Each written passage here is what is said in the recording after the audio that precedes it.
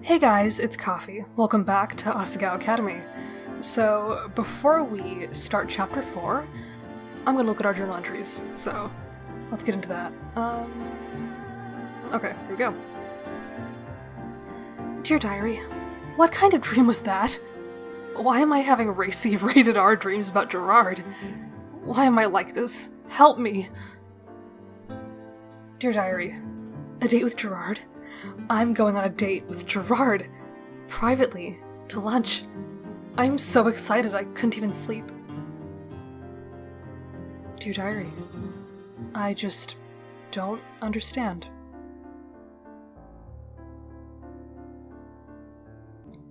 Dear Diary, he's been avoiding not just me, but everybody. What happened to him? Did I do something? Why isn't anyone else worried? I can't stop thinking about this. Okay, so that's the last of it. For now. Yeah. So, we were getting all excited about this relationship, and, started having some sexy dreams, apparently. And, I was excited for our first date, but then he stood us up, and he might be going through something at the moment. We don't know. Hopefully we'll get into that this time. So right, anyway, on to Chapter 4. I just don't know what else to do. I collapsed in a huff onto my bed, wrapping myself up in its sheets. I don't know either, Hana. I hadn't spoken to Gerard in weeks, and neither I nor anybody else knew what he was up to. After class, he went straight to lunch, politely evading all conversation on the way. He grabbed his food and disappeared into his room, not being seen until seconds before class started up again. No one but me was even particularly concerned. That's just the way he is. He'll come back when he's ready. But that wasn't it. That wasn't the whole story. Of course I was concerned for his well-being. Knowing Gerard, he would push himself to the ends of the earth if it meant completing some project he was working on. But at the same time, he hates me, doesn't he? Mai sat across from me, straddling her desk chair. What a jerk. If he really decided to just up and start hating you for no reason, then he's not the guy you thought he was, right? But I'm sure he is. He's not the kind of person to shut people out like that. So I either did something wrong, or something is wrong with him. What do I do? What?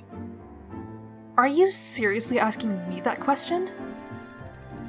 Sure, I mean, I don't exactly have any other leads to go off of, and you know way more about guys than I do. Well, you really like Gerard, right? Of course I do. Even if he was doing this because you upset him in some way. And if he is, he's being totally unreasonable. Then you'd want to try to fix the situation. Of course. If I did something wrong, I should rectify it. Mai groaned, rubbing her temples. Your thought isn't wrong, but the way you're applying it is. Well, if that's what you want to do, why don't you try doing something to show him how much you care? You always talk about how Gerard's been doing all this stuff for you, so maybe if you do something for him, he'll understand. It's possible he felt like you were taking advantage of his kindness. Do you think? That couldn't really be true. There was no way. Gerard was excruciatingly kind to me, so kind it made me uncomfortable at times. But I never asked him to be that way. I always tried to let him know I appreciated it, and I was even trying to get Princess Pumpernickel for him. Unsuccessfully. Why did it matter that I was trying to get the figure? There were no actual results. It wasn't the trying that mattered. If I could only find a way to get Princess Pumpernickel for him, he'd definitely understand how I feel. Do you think? But you've already tried, haven't you? Gerard has half the country on lockdown. If he can't do it, how are you going to? I don't know. But I have to try. I have to do something to show Gerard how I truly feel about him. If, after all of that, he still wants nothing to do with me, and he still wants to avoid me, then there's nothing I can do. The question was, how was I going to do it? On my way out of the cafeteria the next day, I was tapped on the shoulder. Hi. Jimmy? What's up? Is everything okay? Jimmy shifted his weight, almost as if he were dancing. After a second, he returned to my gaze. Yeah, everything's fine. Walid wants to see you for a second. Do you have time to meet up with him? Well... Class is about to start. Yeah, but it's really important. Okay, if it's really important, then sure. He's waiting for you in front of the club room. Okay. I hesitated. Something about this didn't feel right. Are you sure? You're going to run out of time. Right. Sorry. Following Jimmy's advice, I went straight to Poppy Hall, questions swirling in my mind. Jimmy seemed like he was something more than just sad. What was going on that he felt so bad? I turned into Poppy and down the hallway that led to both the Normal Boots and Hidden Block club rooms. Walid was waiting for me in front of the Hidden Block room, one arm hidden behind his back. Hello. What is this about? Walid, what's up? Hana! You came. I'm so glad. I was worried you wouldn't show. Okay. But what's going on? Jimmy said you had something really important to talk with me about. Oh, right. Well, it is really important. It's this. Walid slid his arm out from behind his back and I gasped. In his hand was a crisp, mint-condition IBK box. And inside the box... Princess Pumpernickel. She was a beautiful chocolate-brown kitty. Long curls of amethyst hair cascaded down her head, and a small silver crown with what looked like actual garnets encrusted on it. She smiled an almost Cheshire grin, as if she knew exactly how much she was worth. How did you... There's no time. I know you've been wanting to help Gerard find this, and here it is. You've been worried about Gerard, haven't you?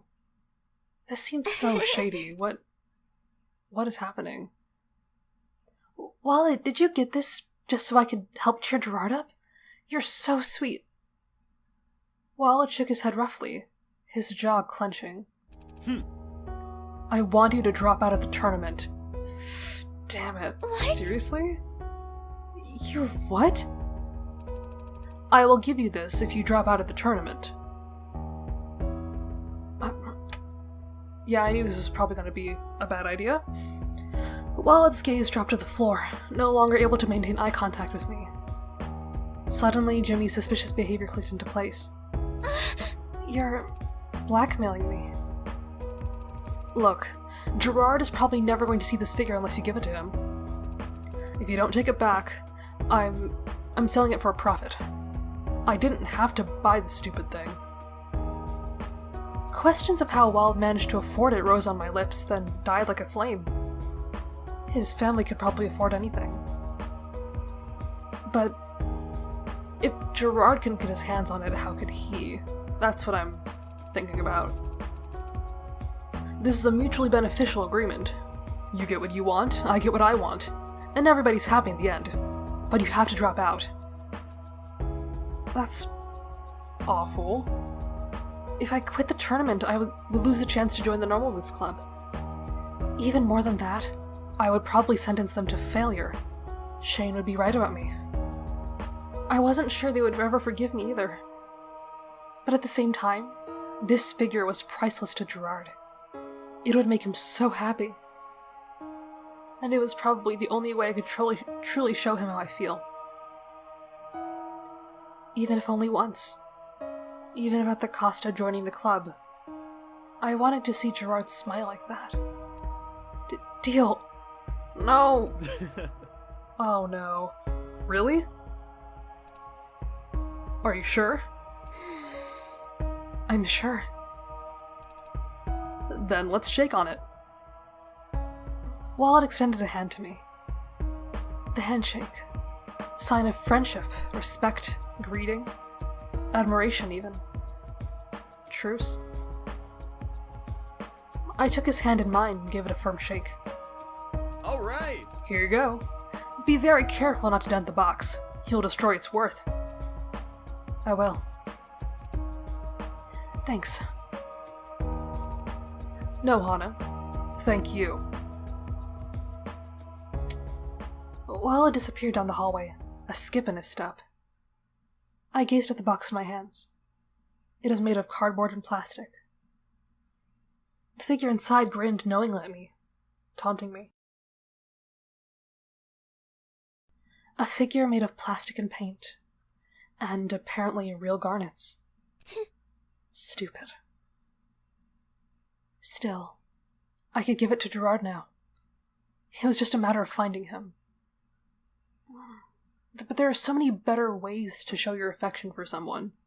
Like, this could have been avoided.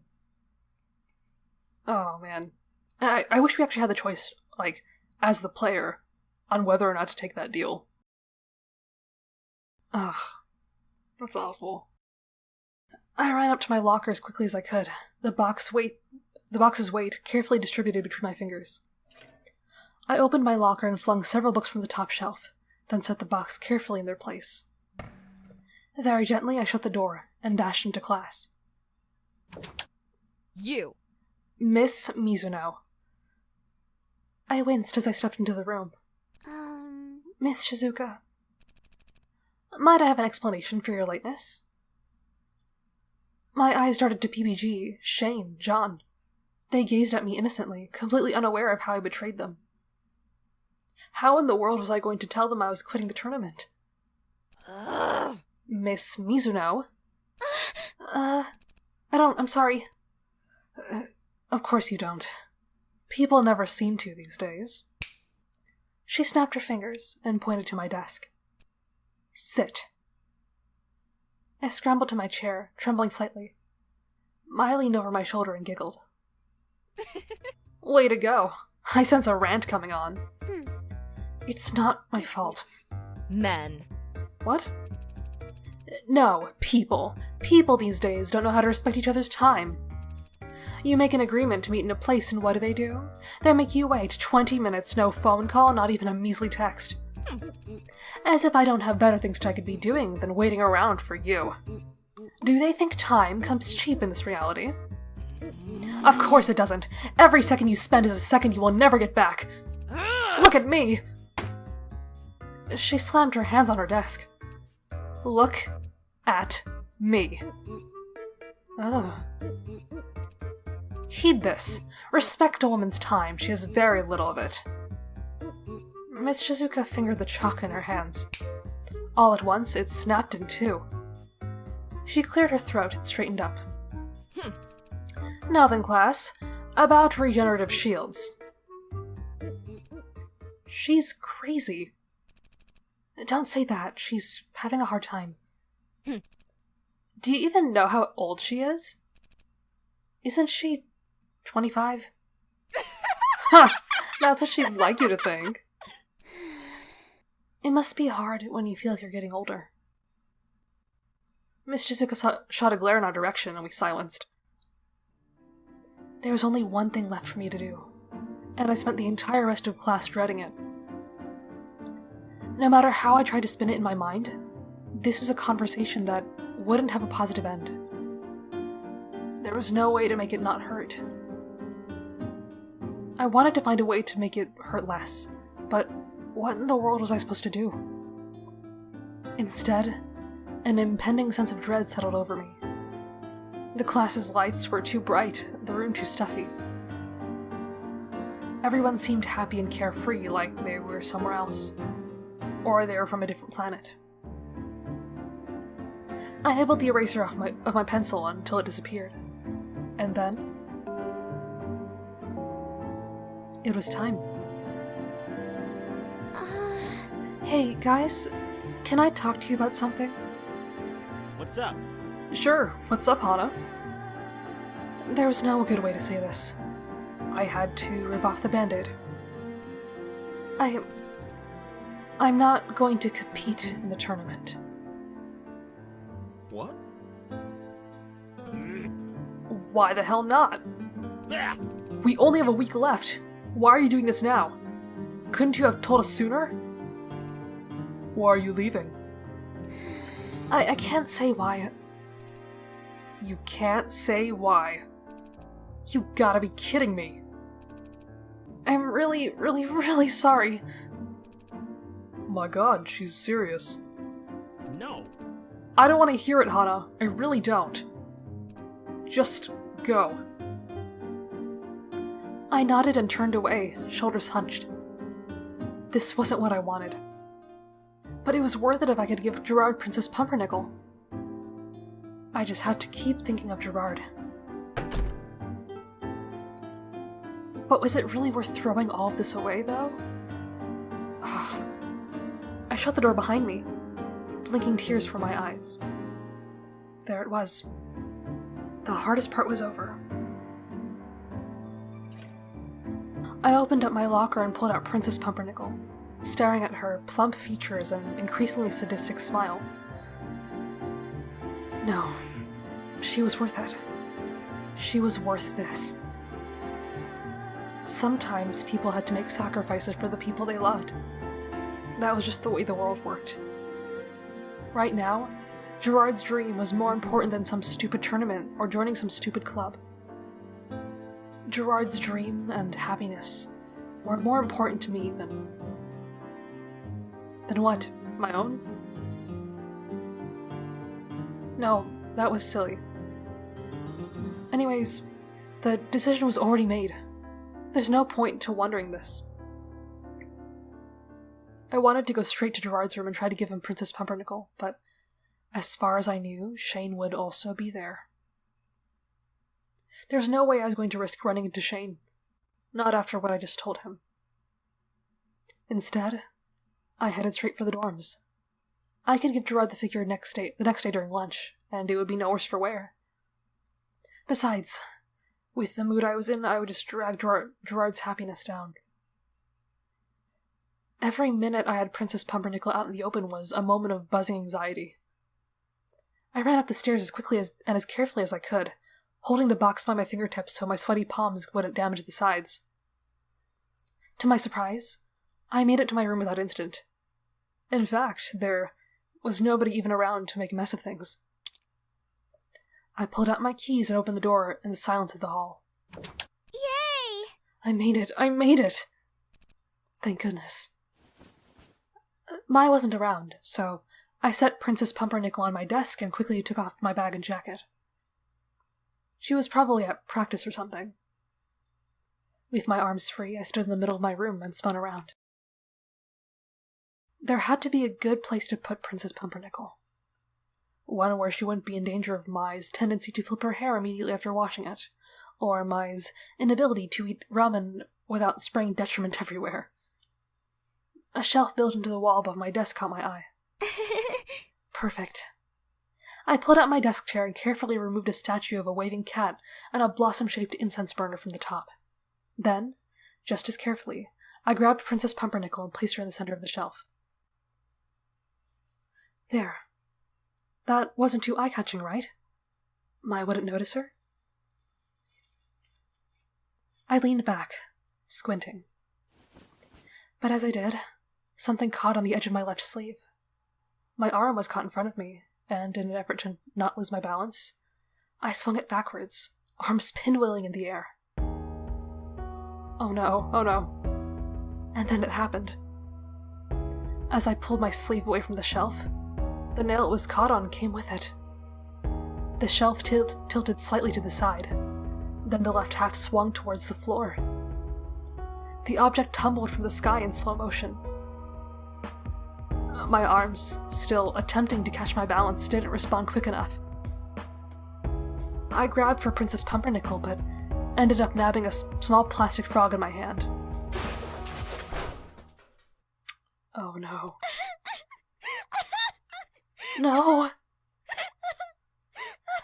I stumbled off the chair, and to the broken, shattered mess that was originally some of my most priceless decorations. Princess Pumpernickel was still contained safely in her box. A jolt of hope shot through me as I lifted her up. The edges were dented, the plastic scuffed, sure, but the box was replaceable. As long as Pumpernickel herself. No. A small hairline fracture ran across her neck. I gently shook the box, and her head slid across her body. Princess Pumpernickel was decapitated. I set the box gently and backed on the ground. Laughter bubbled up in the back of my throat, but what came out was more of a strangled sob. This one thing. I just wanted to do this one thing. I grabbed a pillow and flung it across the room, not sure whether I wanted to curl up in a ball and cry or go beat the crap out of something. I couldn't do anything right.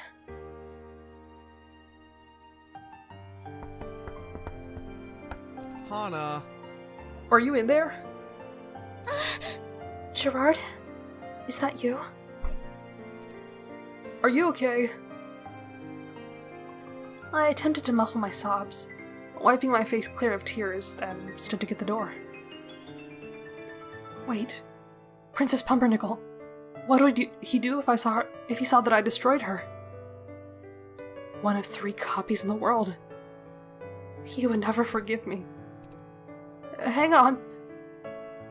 I dragged all of the debris from my collapsed shelf into a pile, then glanced around for a place to put it. Hana? Hana, what's going on in there? He seemed really frantic, but why? I couldn't put the stuff in the trash without leaving scraps behind, nor could I push it under my bed.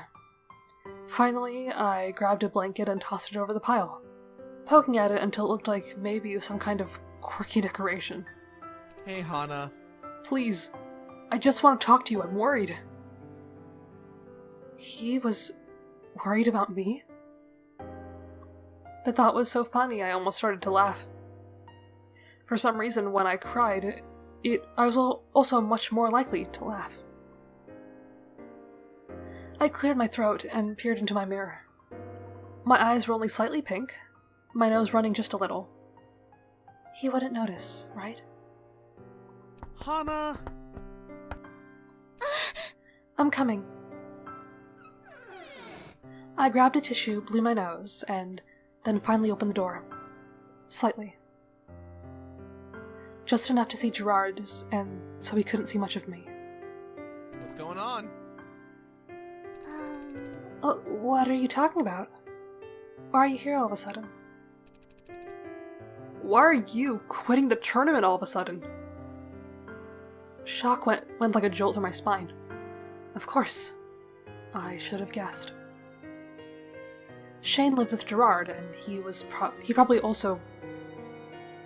pretty much hated me. It wouldn't take a brain surgeon to realize one of the first people he'd tell was Gerard. Well... About that. I hadn't had time to come up with a story either. My gaze dropped to the floor as I tried to come up with something, and Gerard made a face. You don't want to tell me the truth? No, it's not that. It's just that I need... I glanced inside my room, my gaze landing on Mr. Bunny. To go home? Hana... Is it that apparent? You're a terrible liar. Can I come in? I guess. I stepped back and let Gerard into the room, my mind still spinning for some kind of explanation. Nothing. There was nothing to explain my sudden change of heart. Biting my lip, I changed tactics. Where have you been for so long? Huh? What are you talking about?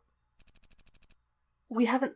Well, Why haven't you been around for lunch or class or anything? It seems like you've been upset about something. No way! No, I'm not upset. Of course I'm not upset. He seemed genuinely surprised that I reached this conclusion. So surprised it almost made me angry. Really? Really, because you've been ignoring me as if you were upset. It's not surprising that I reached that conclusion. Hana. Is that why you decided to leave the tournament? You thought I didn't want you on the team? That's not at all. No! No, of course that's not why. What kind of worrywart do you take me for? You're not a worrywart? I mean... Gerard scanned my room. Suddenly I realized it was his first time here. I stifled the urge to smooth out my bed and hide the papers left out on my desk. Doing something like that would only draw more attention to the fact that I had something to hide. Hana, your shelf is broken. Do you need help fixing it? He pointed to my shelf above my desk, which still hung vertically following the destruction it wrought. No, it's fine. I crossed to my desk, trying to block the view of the broken shelf with my tiny frame. Gerard's eyes traveled from the shelf to me, to the blanketed pile next to my feet. What's that? Immediately, tears pricked my eyes. Nothing? It's nothing. Nothing? But you seem really sad about it. Are you sure I can't help? Gerard was staring at me with large puppy dog eyes, all sincerity and compassion. I slid to the floor, the energy draining from me. I was just trying to help you find Princess Pumpernickel, but...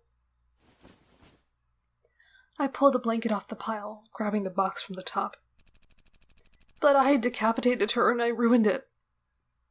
And now you're going to be so mad at me, and I promised Wallet I wouldn't be in the tournament in exchange, and now it's all ruined. All the stress of the day finally caught up with me, and I started sobbing right there on the floor. I didn't want to see his face. I didn't want to see him, but... Oh. Gerard pulled me into a gentle hug. Hana.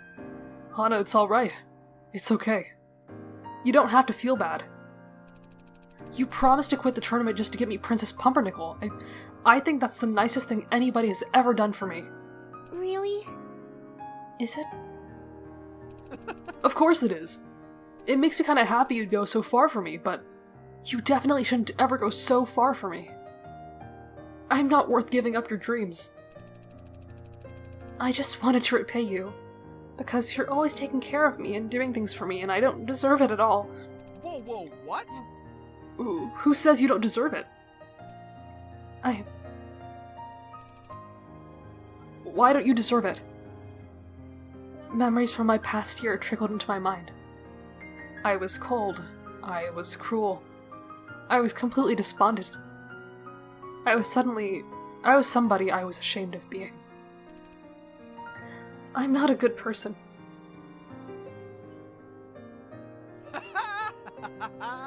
Gerard let out a hearty laugh, his shoulders shaking against me and jostling my head. You're not a good person. Would a bad person try so hard to get me this figure? Or help her team win the tournament? Would a bad person have so many people around her who care about her? Would a bad person let my drool all over her just so she wouldn't wake up? You're kind of silly, Hana. Maybe. I wasn't completely convinced. Compared to Gerard, I was the Scrooge. I promise. I wouldn't be doing so much for you if I thought you were a bad person, Hana. I wouldn't like you so much if I thought you were a bad person. Gerard. Gerard leaned over and picked up Princess Pumpernickel from the floor. examining the box and figure with the collector's critical eye. For a brief second, his eyes shot wide. Then he grinned. I don't think you have to worry about the tournament either. What? Why not? This is a fake. What? And a really obvious one, too. For one, Princess Pumpernickel is a deep plum color, the color of royalty. Not this delicious-looking brown shade. Also, her crown is gold, not silver. But... Wallet. But here's the thing. You made a deal for the real, bona fide Princess Pumpernickel, didn't you? See what I mean? You don't have to keep your end of the deal. Wallet didn't keep his. Do you think so? Huh. More than just think so. I'll make sure of it. Oh, wow. We're doing this now? Okay. Wallet! Gerard, my hand in his, shoved open the cafeteria doors and bellowed out into the busy room. Uh-oh! Yes? Wallet's eyes slipped from Gerard to me, and realization dawned across his face. Oh. Come with us. The cafeteria was still and silent as Wallet scooted his chair out from the hidden block table and crossed to us.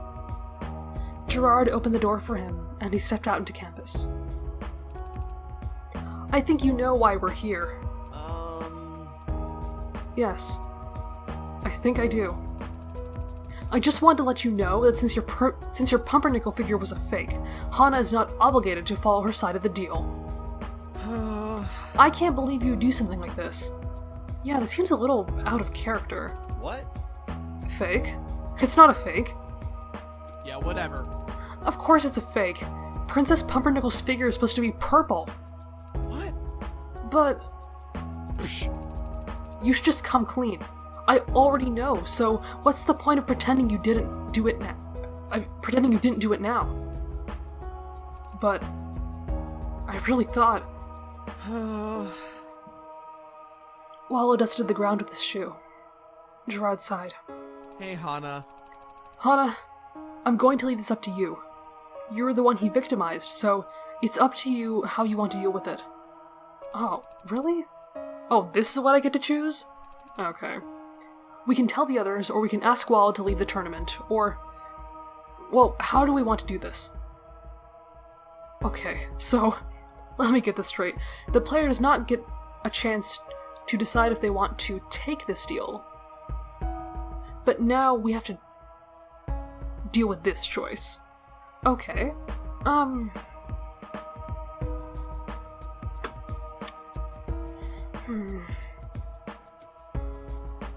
mean, I don't... It's like, I want to...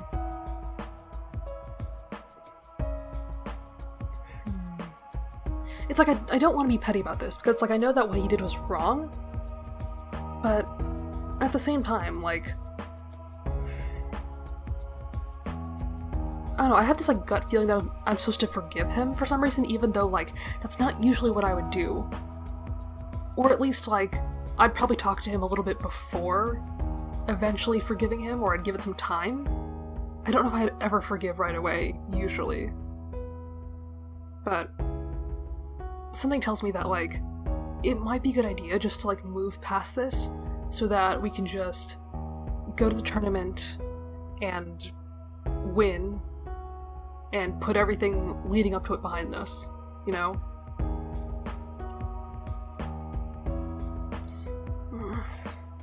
And also, like, yeah, while it also really didn't seem like he knew that the figure was fake. So that's something I want to look into. Like, I don't want to be completely mad at him just yet.